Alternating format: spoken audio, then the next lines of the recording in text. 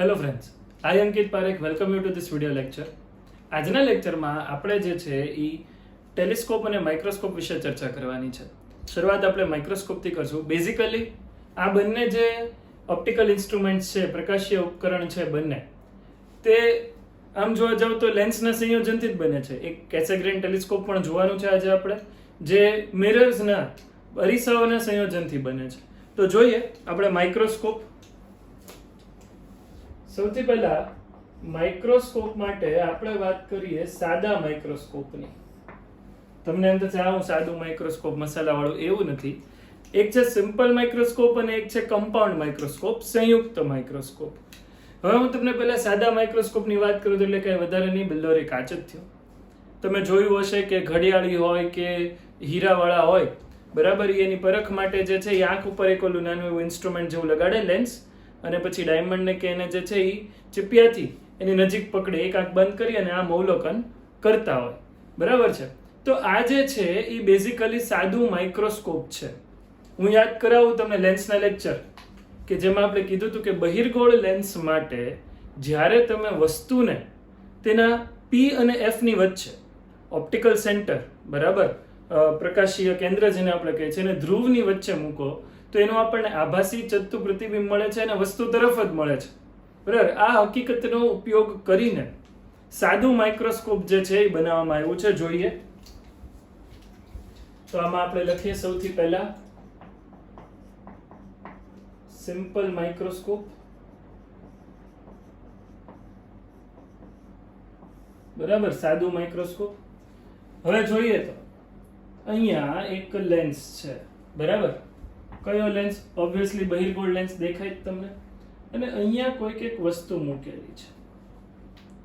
આ વસ્તુની હાઈટ આપણે h કહી દઈએ છીએ, બરાબર. લેન્સ માટે કેન્દ્ર લંબાઈ f કહી દઈએ અને આ જે છે એનું ઓપ્ટિકલ સેન્ટર p કહીએ. ધ્યાનથી સમજજો પ્રતિબિંબ કઈ રીતે રચાય છે. એક પ્રકાશનું કિરણ સીધું આવવા દઈએ એટલે કે અક્ષને સમાંતર, પેરાએક્સિયલ રે, અક્ષને સમાંતર કિરણ જે સામેની બાજુ મુખ્ય કેન્દ્રમાંથી પસાર થવાનું છે, બરાબર. બીજું પ્રકાશનું કિરણ જે છે એ આપણે ઓપ્ટિકલ સેન્ટરમાંથી પાવા દઈએ, પ્રકાશીય કેન્દ્રમાંથી. હવે જુઓ તો આ બંને જે છે એ ડાયવર્જ થાય છે, આમ જાય છે, બરાબર, ભેગા નથી થતા, અપસારી બને છે. તો હવે હું આને ખોટું આમ એક્સટેન્ડ કરું તો મને એવું લાગશે કે ભાઈ આની ઇમેજ જે બને છે h ડેશ, ધારો કે જેને હું કહેતો હોય, એ અહીંયા ક્યાંક બને છે h ડેશ, બરાબર. આ ઓબ્જેક્ટ થઈ ગયું, આ ઇમેજ થઈ ગઈ.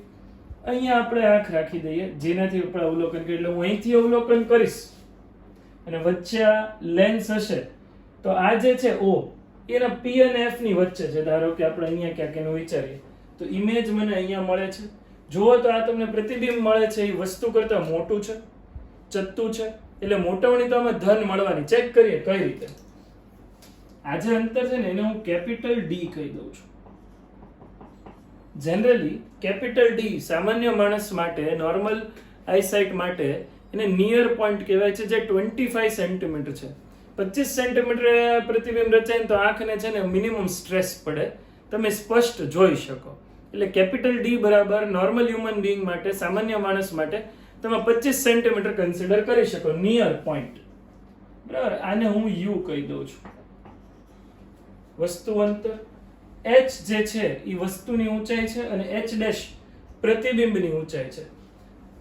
લેન્સ માટે મોટવણીનું સૂત્ર શું છે તો કે m બરાબર આપણે લખીએ છીએ v/u. m બરાબર આપણે લખીએ છીએ v/u, માઈનસ v/u નહીં. ઈ કોના માટે હતું? અરીસા માટે. અહીંયા v/u લખીએ છીએ તો અહીંયા હું લખી દઉં h dash upon h. h dash શું થશે? પ્રતિબિંબની ઊંચાઈ છેદમાં વસ્તુની ઊંચાઈ. આ જે છે એ થશે પ્રતિબિંબની ઊંચાઈ છેદમાં વસ્તુ. લખતો નથી, તમને ખ્યાલ જ છે, h ડેશ અપોન h એટલે v/u. આપણે આને થોડી વાર સાઈડમાં રાખીએ, બરાબર. હવે વાત કરો મોટવણીની. તો આ જે છે ને એ મેં તમને મોટવણીમાં તારવી દીધું હતું. આ સૂત્ર કોની માટે થયું? લેન્સ માટે થયું. બંને બાજુ એક કામ કરીએ, આપણે જે છે એ v થી ગુણી નાખીએ એટલે v/f v/v minus v upon u. હવે આ 1 થઈ ગયું, આ ઓલી સાઈડ જતું રહ્યું. અત્યારે વેલું જો આપણે v/u ને આ સાઈડ લઈ લઈએ. વાંચો ને યાર, v/u શું છે? m છે. તો m is equals to 1 minus v/f. આ સૂત્ર લખીએ. હવે તો કે હવે v બરાબર -d મૂકતા. કેમ ભાઈ આવું કરવું પડે? v બરાબર -d, પ્રતિબિંબ ડાબી બાજુ છે ને, એટલે સંજ્ઞા પદ્ધતિ વિચારીએ તો જે બાજુ પ્રકાશના કિરણો આગળ વધતા હોય આ બાજુ પોઝિટિવ થશે, આ બાજુ નેગેટિવ થશે, અને ધ્રુવ જે છે p એ તમારું સંદર્ભ બિંદુ થશે. ક્લિયર છે એટલું બધાને ભાઈ? આ માર્ગ છે પ્રકાશના કિરણને આગળ વધવાનો. તો આમાં મૂકી દઈએ કિંમતો માટે. તો m મળે છે 1 પ્લસ d upon f. કોના માટે મળ્યું? સાદા માઇક્રોસ્કોપ માટે. આ મેં જેને સિમ્પલ માઇક્રોસ્કોપ કીધું એનું નામ આપણે લખી નાખીએ સાદું માઇક્રોસ્કોપ. આનો ઉપયોગ હમણાં આપણે કરવાનો છે. ખ્યાલ આવી ગયો ભાઈ? તો આ વાત થઈ મોટાવણીની સાદા માઇક્રોસ્કોપ માટે. મારે આજે એક નવી વસ્તુ પર તમને સમજાવવાની છે જેને કહેવાય છે કોણીય મોટાવણી. બરાબર? આ તમે લખી લો, પછી આપણે આગળ ચર્ચા કરીએ.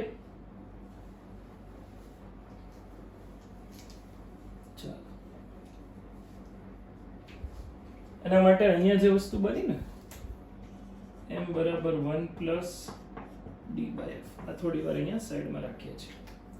હવે આગળ વધીએ.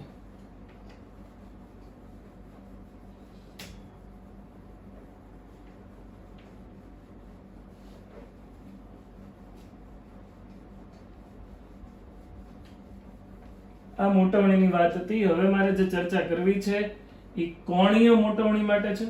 જોઈએ, જો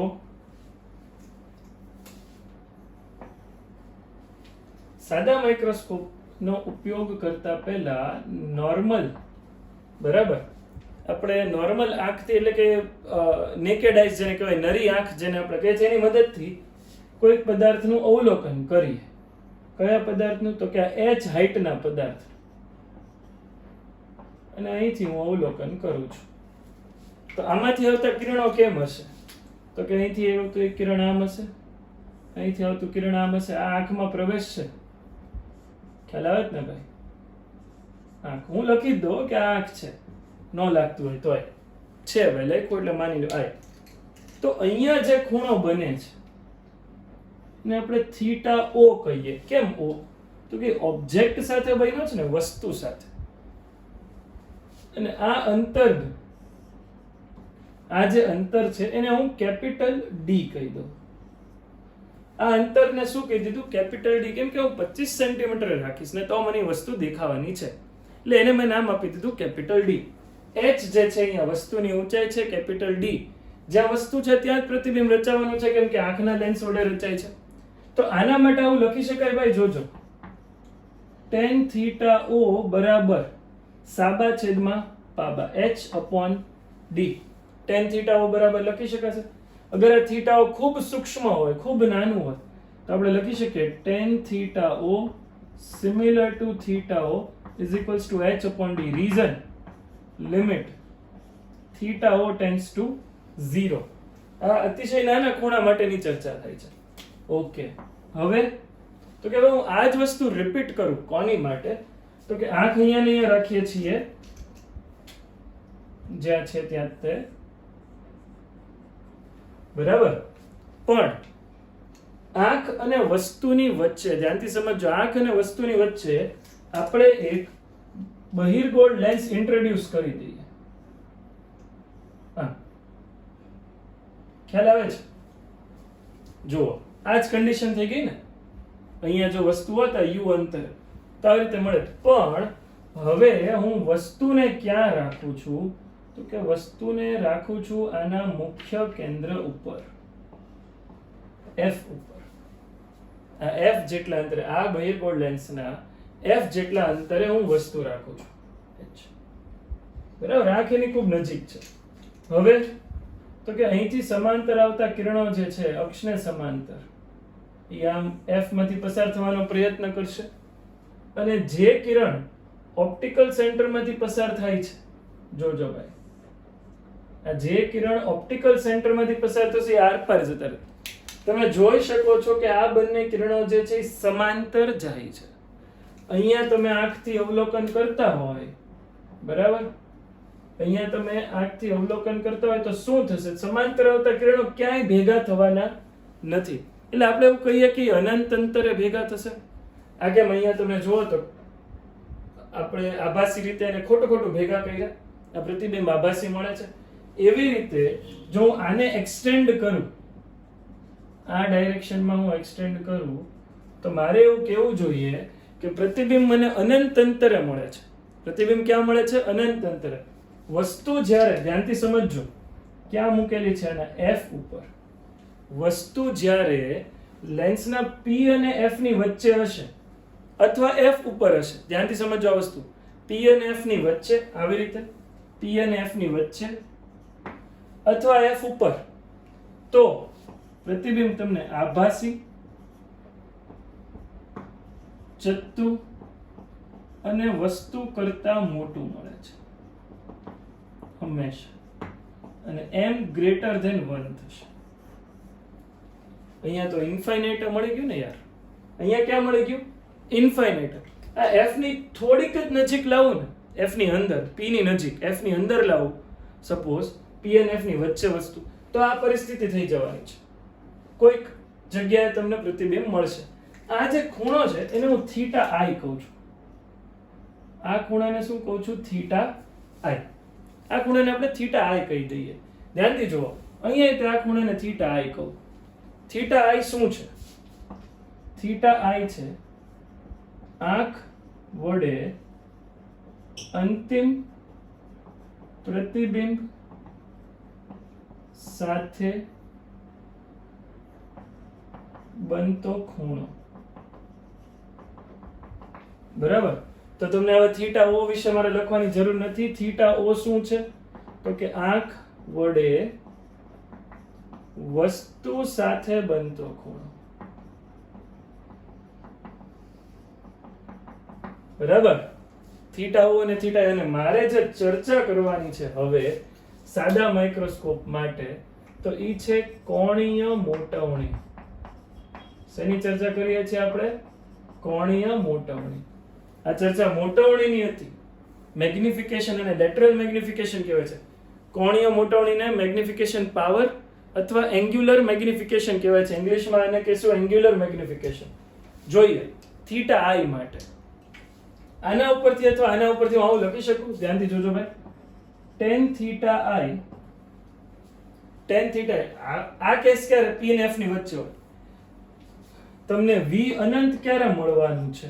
પ્રતિબિંબ અનંત અંતરે ક્યારે મળે? જ્યારે તમારો ઓબ્જેક્ટ u, વસ્તુ અંતર f હોય. બરાબર? તો v જે છે એ અનંત થઈ જશે. અહીંયા સમજીએ theta i, tan theta i બોલો ને ભાઈ આના માટે. તો કે આ શું થઈ ગયું? સાબા થઈ ગયું, અને આ જે છે એ પાબા થઈ ગયું. તો tan theta i બરાબર હું લખીશ h dash upon v. h dash upon v. હવે મોટવણી કેમ કે મોટવણી મેં રબ કરી દીધું છે. m બરાબર આપણે લખ્યું તો h dash upon h, v upon u. સનાતન સત્ય છે આ વસ્તુ ભાઈ. તો આમાંથી h dash ને તમે સૂત્રનો કરતા બનાવો તો શું લખી શકાય? h dash બરાબર v upon u into h. એટલે અહીંયા લખો h dash ની જગ્યાએ આ v એમ રાખીએ, v upon u into h. આવું લખી શકાય ને ભાઈ? ઓકે, જોવો તો હવે આ v અને v ઉડાડી દો. આ v અને v આપણે ઉડાડી દઈએ તો લખી શકાય h upon u. આવું ટેક્સ્ટ બુકમાં કર્યું, પણ આની બદલે તમે અહીંથી સીધું લખ્યું હોત તો થીટા i બરાબર h upon u. કોઈ વાંધો જ નથી, તોય આવી જાય.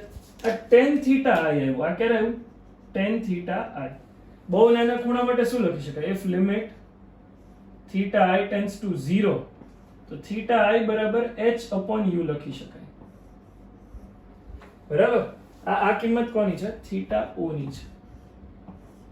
આ કિંમત કોની છે? થીટા i ની છે. હવે હું તમને આ આકૃતિ ઉપર લઈ જાઉં. સ્પેશિયલ કેસ સમજો કે જો આ આકૃતિમાં u બરાબર તમે f લખો, u બરાબર f લખો તો v અનંતે મળવાનું છે. એટલે અહીંયા હું લખી દઉં h upon u. આ લખી દઈએ આપણે થીટા આઈ માટે h/f પર્ટિક્યુલર કઈ આકૃતિ માટે છે? હવે મોટાવણી કરીએ. કઈ મોટાવણી? તો કે કોણીય મોટાવણી. બરાબર. ચાલો આ રબ કરું છું સિમ્પલ માઇક્રોસ્કોપ નું. એવું હોય તો તમે લખી લેજો પોઝ કરીને, એટલે આપણે આગળ વધીએ.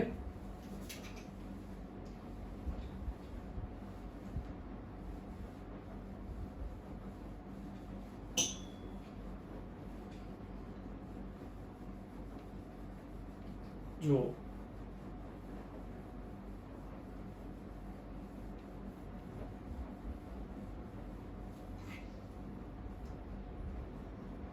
કેટલી વસ્તુ આવી કોણીય મોટવણી માટે. એંગ્યુલર મેગ્નિફિકેશન મેં જે તમને નામ આપ્યું, અથવા ગુજરાતીમાં જેને કહીએ કોણીય મોટવણી, આના માટે મારે ચર્ચા કરવી છે. તો કે m બરાબર theta i upon theta o. Theta i શું છે?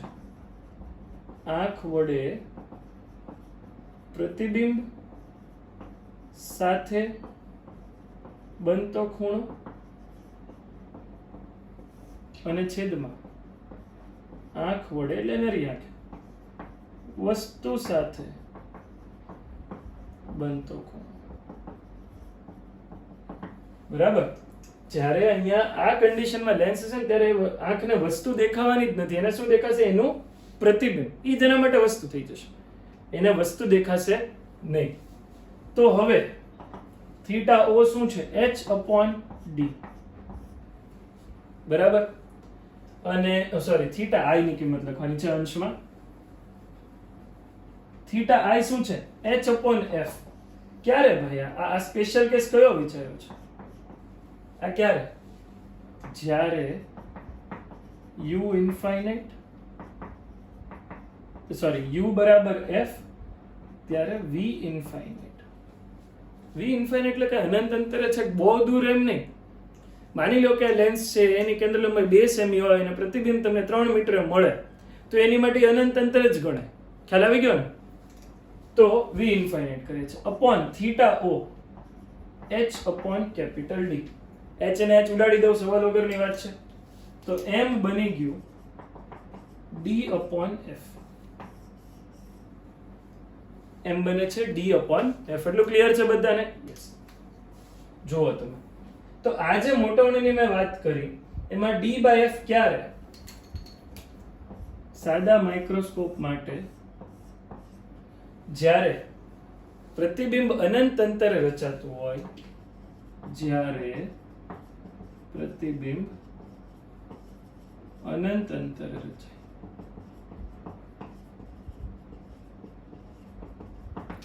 આપણા માટે બેસ્ટ કન્ડિશન કઈ થશે ખબર? પ્રતિબિંબ મેળવવાની જ્યારે કેપિટલ D બરાબર 25 સેન્ટીમીટર પ્રતિબિંબ રચાય. બરાબર. જે આપણે મોટવણીમાં લખ્યું ને m બરાબર 1 + d/f. એ બેસ્ટ કન્ડિશન થઈ ત્યારે છે ને આંખને મિનિમમ સ્ટ્રેસ પડે. એટલે આપણે જે છે 25 સેન્ટીમીટર પ્રતિબિંબ રચાય એવી ટ્રાય કરીએ હંમેશા. તો આ તો અનંત અંતરે રચાતા માટેની વાત છે. બહુ ફેર નથી પડતો. ઓલું આ d/f મળે છે, ઓલું 1 + d/f મળે છે. બરાબર. સોરી. તો આજે કઈ આપણે ચર્ચા કરી કેવી રીતે લખશો તમે? પહેલા આ લખજો પાના નંબર 1, પાના નંબર 2 અને એના પછી આ લખ્યું છે પાના નંબર 3. ખ્યાલ આવી ગયો? લખી નાખો ઝડપથી.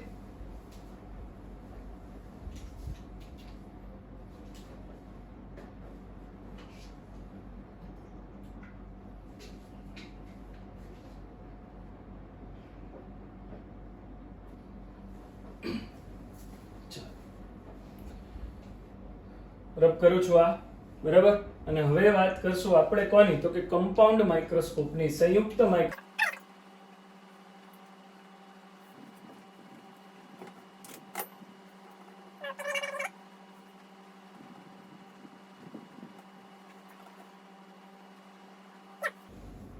માઇક્રોસ્કોપમાં જ વાત કરું.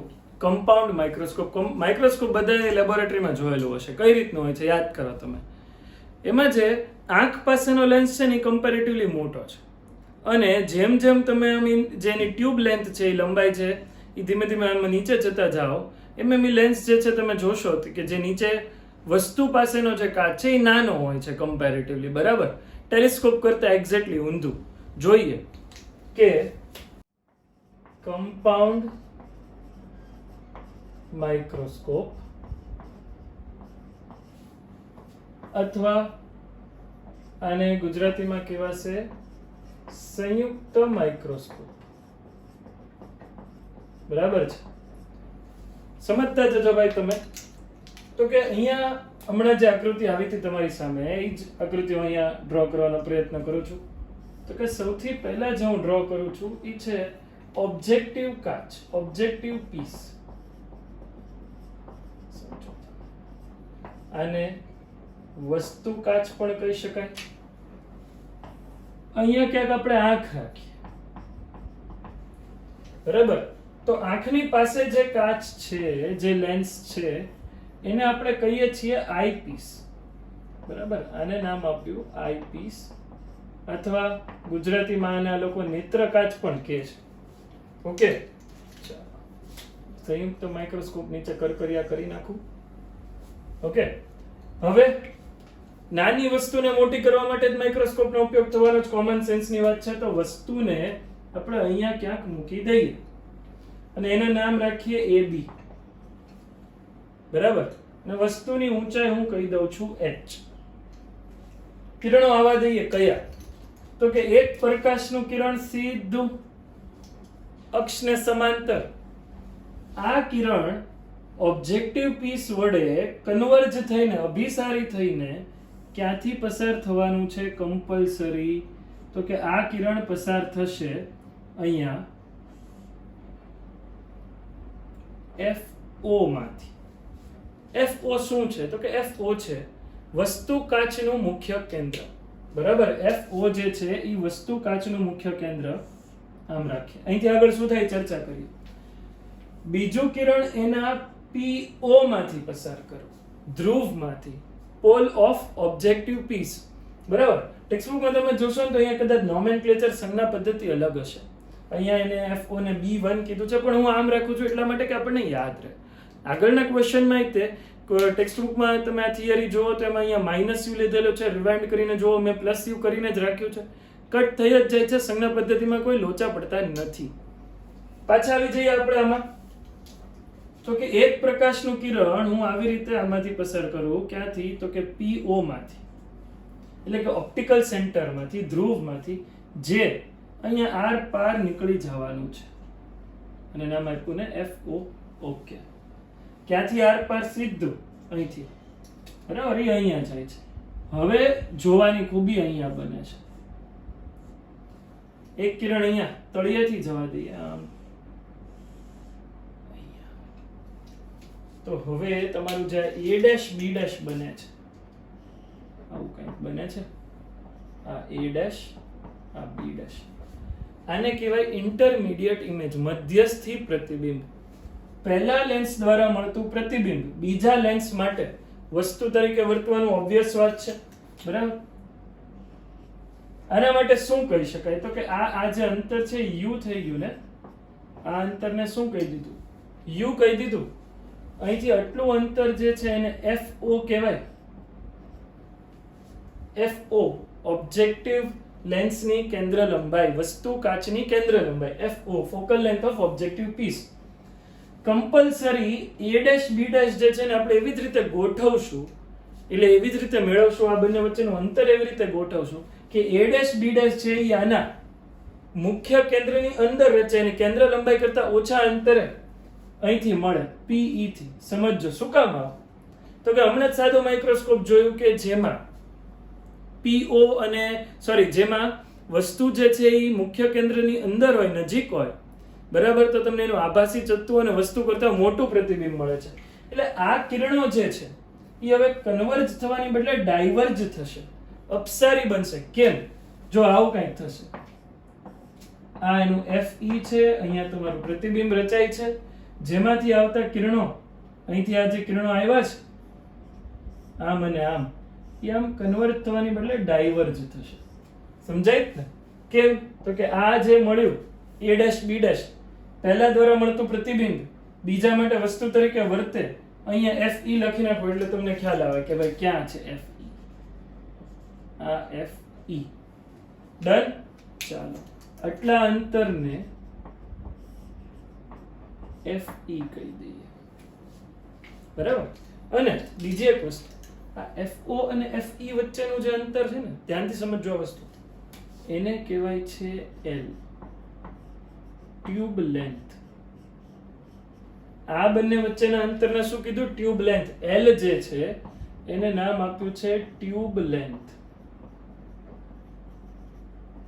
કોના માટેની વાત છે? તો કે આ કમ્પાઉન્ડ માઇક્રોસ્કોપ, સંયુક્ત માઇક્રોસ્કોપની ટેલિસ્કોપમાં વસ્તુ અલગ છે. ઓકે. હવે તો કે આ કિરણો અહીંથી આમ અપસારી બને છે, ડાયવર્જ થાય છે. આને તમે ખોટું એક્સટેન્ડ કરો અહીંયા, તો અહીંયા ક્યાંક છેદતા હોય એવું આંખને લાગશે. બીજું કે અવળી એવી આંખ થોડી હોય યાર. ઘણા કાઉસમાં પિત્તળ એવા પ્રશ્ન પૂછે કે આ કિરણ આમ આવે, આ કિરણ આમ આવે, તો આંખની આજુબાજુથી ન નીકળી જાય તો આંખમાં કેમ પ્રવેશ? એટલે ભાઈ માઇક્રોસ્કોપ તમે જોયું તો હોય કે નહીં? આ સ્કેમેટિક ડાયાગ્રામ છે. માઇક્રોસ્કોપમાં તમે જુઓ તો એમાં જે તમારી આંખ છે લેન્સ ઉપર આમ મૂકેલી હોય, ખ્યાલ આવે જ ને? એવું કોઈ ભાળ્યું? એટલી એવી તમારી આંખ છે ને, આવડો મોટો લેન્સ હોય, એમાં મોઢું નાખીને જ જોવાનું. એટલે આ આંખ છે ને હકીકતમાં આના સાઈઝની જ છે, નેત્રકાચની. આ સંજ્ઞાત્મક રીતે મેં અહીંયા આવી રીતે દર્શાવીશ. બરાબર. એટલે અહીંયા હું લખી નાખું આઈ. ઘણા બધા એમ કે લાગતી નથી, પણ છે ભાઈ, શું કરવાનું યાર. હવે આ કિરણો અહીંયા ભેગા થતા હતા નહીં, આભાસી રીતે ભેગા થતા હતા. એટલે એનું પ્રતિબિંબ મને આભાસી મળે છે. તમે એમ કહેશો એટલે ઉલટું પ્રતિબિંબ તો વાસ્તવિક ન હોય. આ ઓલરેડી ઉલટું છે, એના જેવું જ આ મળ્યું. બરાબર. એટલે આના માટે તો ચત્તું થયું ને. એટલે જો હું આમ કહેતો હોય કે A''B'' તમારી ફાઇનલ ઇમેજ જે છે, અંતિમ પ્રતિબિંબ, અહીંયા અંતિમ પ્રતિબિંબ કેવું મળે? તો કે આ મળે છે મને આભાસી અને વસ્તુ કરતા ખૂબ મોટું. પાક્કું? ઓકે. મારે જે છે એ લેન્સ માટે મોટવણી મેળવવી છે, આ સંયોજન માટે મોટવણી મેળવવી છે. ધ્યાનથી સમજો. આ સંયોજન માટે મારે મોટવણીનું સૂત્ર તારવવું છે. તો એક વસ્તુ તો ફિક્સ્ડ છે અહીંયા કે M બરાબર MO ઇન્ટુ ME. આ M કોના માટે મેં લખ્યું? તો કે આ જે છે એ મેં લખ્યું છે સંયુક્ત માઇક્રોસ્કોપ માટે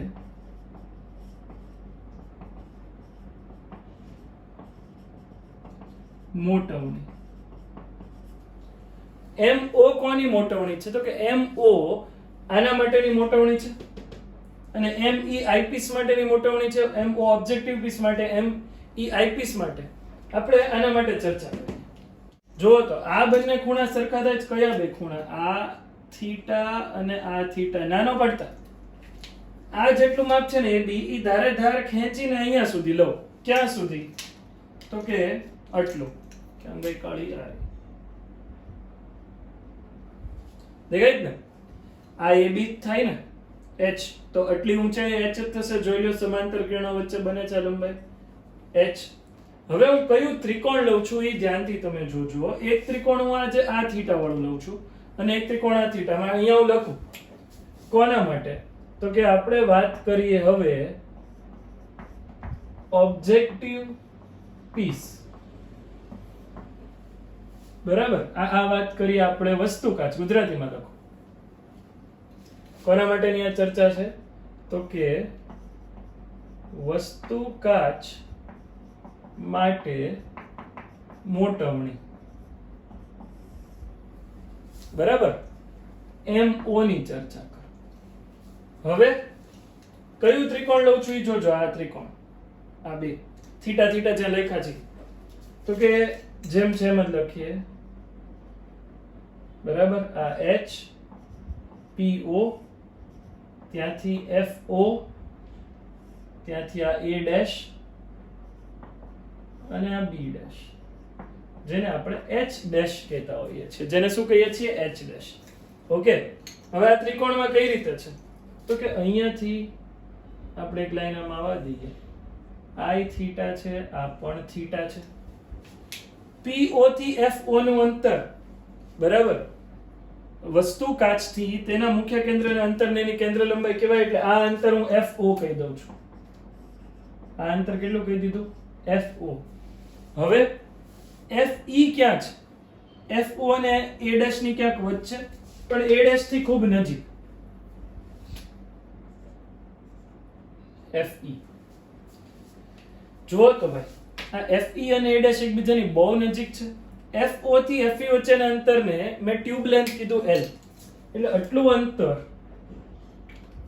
અંતર આપણે ટ્યુબ લેન્થ તરીકે કન્સિડર કરીએ છીએ. FE સુધીના અંતરને ટ્યુબ લેન્થ કીધું છે બરાબર. પણ FE ને A' એકબીજાની બહુ નજીક છે. FE અને A' જે છે એકબીજાની બહુ નજીક છે. એટલે આપણે શું કહીએ? ધ્યાનથી સમજો કે ભાઈ આ જે છે FE કે A' વચ્ચેનું અંતર ગણો ન ગણો કઈ ફેર પડતો નથી. એટલે હું FO થી A' ના અંતરને L લઈ લઉં છું. અહીંયા MO બરાબર મારે તો H' જોઈએ છે, જ્યાં H' પ્રતિબિંબની ઊંચાઈ છે અને H જે છે એ વસ્તુની ઊંચાઈ છે. આ પછી લખું હું સંયુક્ત માઇક્રોસ્કોપ માટે મોટાઓને ભલે અહીંયા લખ્યું, એ અત્યારે રબ કરું છું, હમણાં આપણે કરીએ જ છીએ કન્ટિન્યુ. એટલે આનું તો કામ તમામ કરીએ. ઓકે, જો તો MO H' છે. આ પહેલા ત્રિકોણમાં tan θ શું થશે? પહેલા ત્રિકોણમાં tan θ સાબા H અને પાબા FO H/F. એવું જ ત્યાં બીજું ત્રિકોણ એ tan θ વાળું જ છે ને, સાબા H' અને પાબા L. ક્લિયર?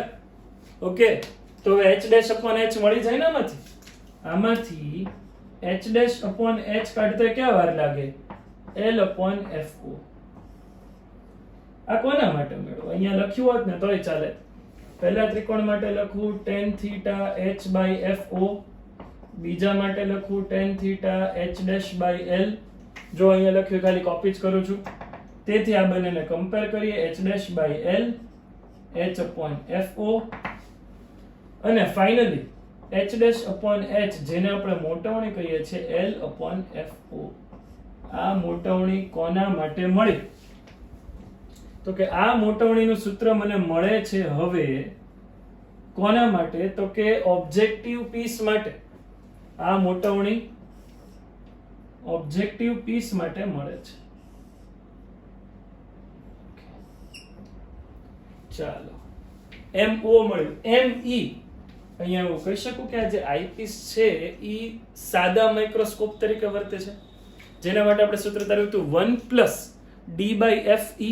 તો FE એટલે બોલું છું કે આઈપીસ છે બરાબર. તો આઈપીસ જે છે એ સાદા માઇક્રોસ્કોપ માટે વર્તે છે. તો એના માટે ME કહી શકાય 1+D/FE. હમણાં તારું ને યાર રિવાઇન્ડ કરીને જોઈ લો, આખું કામ મહેનત કરાવત મારી પાસે. તો ME ને કહીએ છીએ 1+D/FE. કારણ અહીંયા લખી દઉં તો કે આઈપીસ નેત્રકાચ, ગુજરાતી લખું, આઈપીસ નથી લખું, નેત્રકાચ એ સાદા માઇક્રોસ્કોપ તરીકે વર્તે. બરાબર. પણ સપોઝ આ પ્રતિબિંબ અનંત અંતરે મળતું હોત, મેક્સિમમ આ FE ઉપર હોત તો અનંત અંતરે મળતું હોત, તો અહીંયા હું લખું જો ફાઇનલ ઇમેજ અંતિમ પ્રતિબિંબ ઇન્ફાઇનાઇટ ઉપર હોત તોની વાત છે. તો ME શું આવે? D/FE થાત ને. તો ME લખવું પડે D/FE. હવે અહીંયા બેઝિકલી તો M બરાબર MO * ME. બે લેન્સ નું સંયોજન જ આપણું કમ્પાઉન્ડ માઇક્રોસ્કોપ છે ને, સંયુક્ત સંયોજન કમ્પાઉન્ડ બધું એકનો એક થયું. તો MO નો આન્સર છે મારી પાસે L/FO.